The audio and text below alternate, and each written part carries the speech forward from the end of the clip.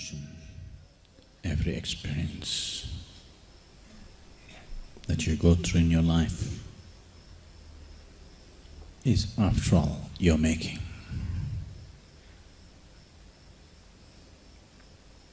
If only you could be conscious that anyway it is your making.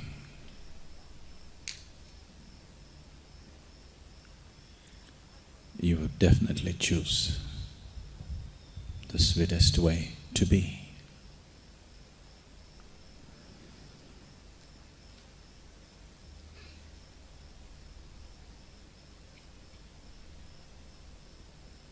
Devotion is not only the sweetest way to be, it is also the highest form of intelligence.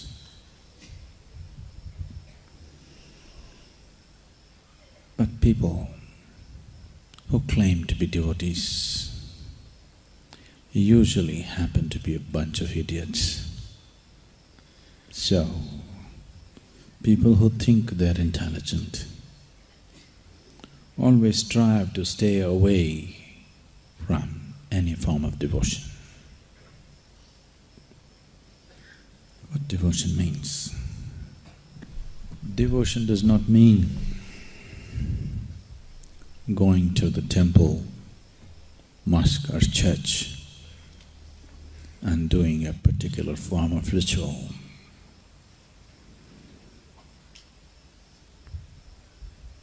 Devotion simply means that in your life, whichever moment in your life when you're aware that there is something larger than yourself functioning around you, there is no other way, you will be devout. When you're overwhelmed,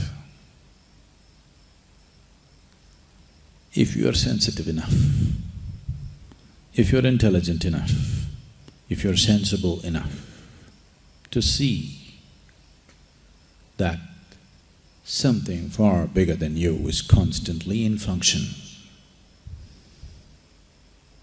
then you're naturally a devotee. There is no other way to be.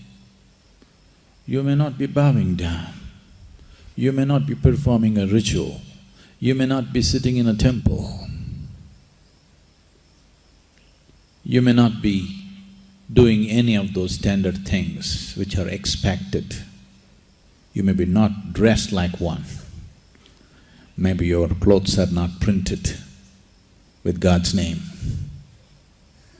Maybe you never uttered God's name in your mouth. But if you're aware, if you're conscious that something far larger than you is in function right now, you are naturally a devotee. There is no other way to be. When you're obsessed by the power of your muscle or the power of your mind or what silly little things that you can do, and you think that's everything, only then you're not a devotee. In that condition, you cannot be a devotee. When you think you're everything, you cannot be a devotee. When you see the reality of life, that you're just a small happening here, and something far larger than you is always in function, if you're aware of this, if this is a living reality for you, you're always a devotee. I have never said this before.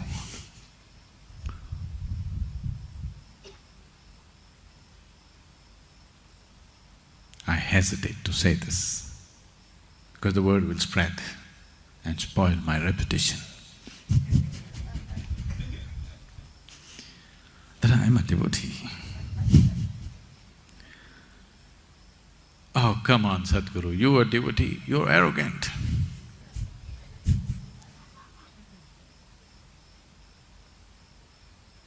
It takes a lot. It takes a lot to look arrogant.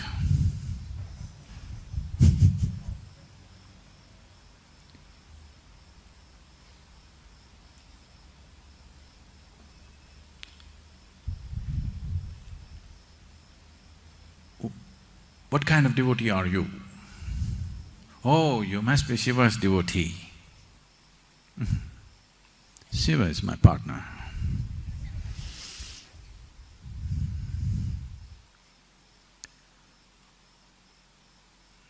This will be very hard for you to digest. I'm devoted to you. Whether you understand this or not, it's very difficult to understand this. Devotion does not mean that I have to bow down to you or touch your feet or sing your praises. In every way, I live for you, that's devotion. I took this very birth to make this happen for you, and that's devotion.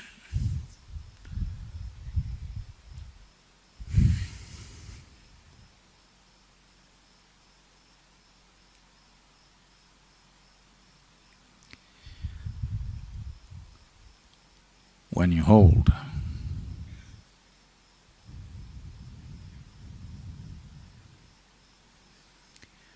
someone's well-being above your own, that's devotion. What a devotee does with absolute ease, many other people do it with great struggle. Just to keep this little fellow aside, what a lot of struggle! What a lot of struggle! Lifetimes of struggle. Standing on your head, holding your breath, crawling on the ground and all kinds of things. Devotion is just a simple, sweet, beautiful way of just keeping yourself aside. See, bhakti, what bhakti means is simply an unconditional love is bhakti. Why we are fixing God as object is so that you don't get entangled in the process of loving. It is not that loving the person next to you is any less than loving God. But your problem is if you start loving the person next to you, you start getting into all kinds of entanglements with that person.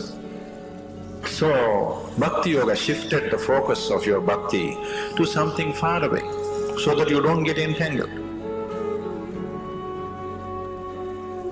So whether the bhakti is for people around you, world around you, or for a single person around you, or for your guru, or for your God, that is not the point. The object of bhakti is not important. The intensity of your feeling is what's important. With how much intensity can you feel?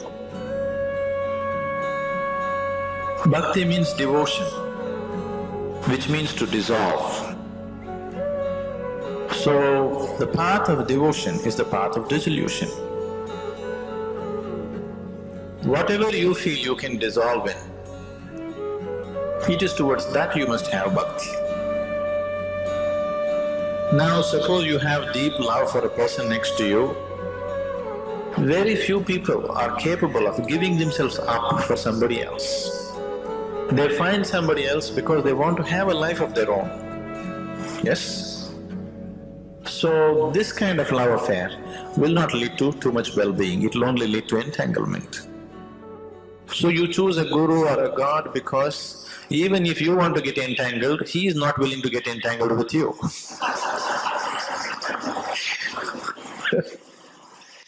It is a safe love affair, because even if you make attempts to get entangled, he will not get entangled with you. So, shifting of focus to guru or god is just this, that it is a very safe love affair. You can feel with all your intensity, but still he will not allow it to be entangled, okay? Otherwise, whether you love your dog or your god, it is not different. It is the intensity of your feeling which is important. What you love is not the point at all. Now, for you to bring great intensity in your feeling, you need an object that you look up to. something that you look up to as higher than yourself. Only then you can bring that kind of intensity in you. At the same time, if it becomes too high, then there will be no love, only reverence. So generally, a guru plays a role where at one time he's high up there, another time he's just like you, so you're always confused with him.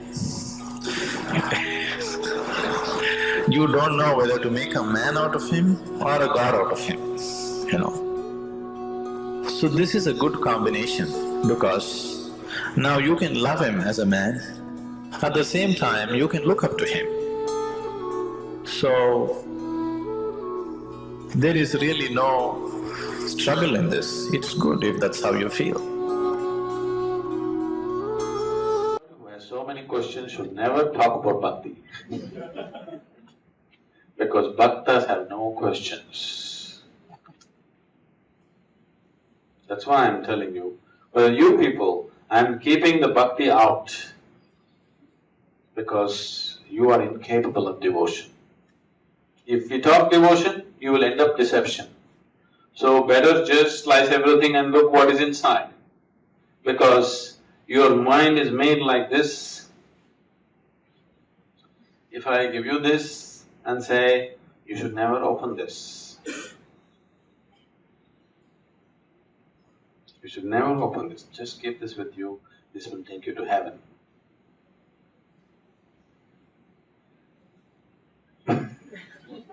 In your sleep, you will sleepwalk and go and open it. Isn't it so? So that's the kind of mind you have. So don't talk bhakti now. We will see when those things change, we'll talk bhakti. Because I am not here to propound philosophies for you. I'm here just to give you a method that works for you, not for somebody else. There was some great bhakta somewhere where he was dripping with ecstasy. It doesn't matter. That's not for you. I'm not saying you'll never be capable of that.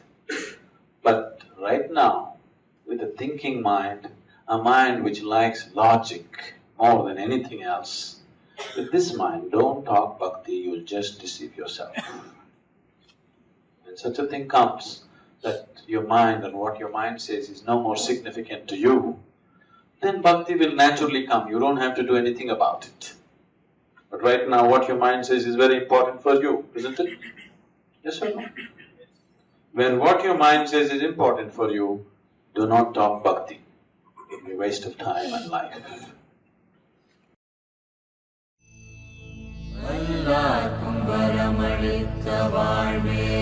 Sadhguruve Kanne karutte karuttilurum nakkaniye Minne oliyil nindra vidaigayen Sadhguru